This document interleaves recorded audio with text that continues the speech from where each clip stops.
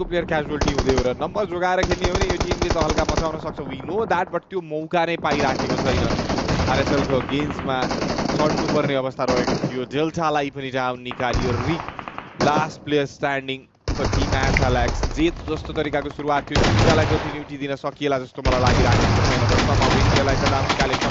अर्को प्लेयरलाई पनि डाउन निकालिरहेछ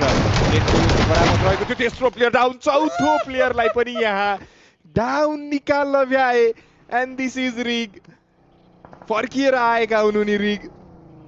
केही समयको ब्रेक थियो तर ब्रेक जतिसुकै भए तापनि त्यो पोटेन्सियल कम भने चाहिँ भएको छैन शटगनकै साथमा फर्दर मोर प्रयास कोसिस यहाँ रिगको तर्फबाट हुन सक्छ किल गर्ने मौका पनि पाइएको थिएन गोरेले च्याप्न खोजेका त हुन् रिग थोरै पछाडि गए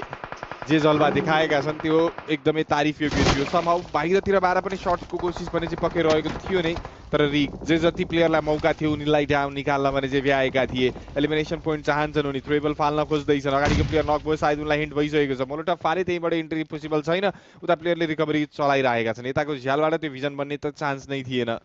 अगाडिको प्लेयर निकाल्न गाह्रो नै पर्न सक्छ च्यालेन्ज नै रहेको छ शटगनको साथमा प्लेयर उफ्रिन त खोज्दैछन् कनेक्सन ल्याउन खोजिँदैछ एस 12 के हो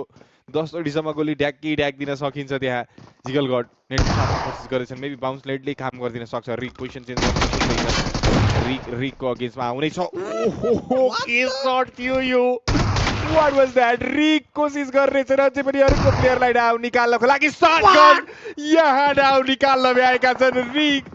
गजबको S12 के को साथमा टिम एच एलेक्सको एउटा पोटेन्शियल प्लेयर जो लुकेका थिए त्यो प्लेयरको कमब्याकमा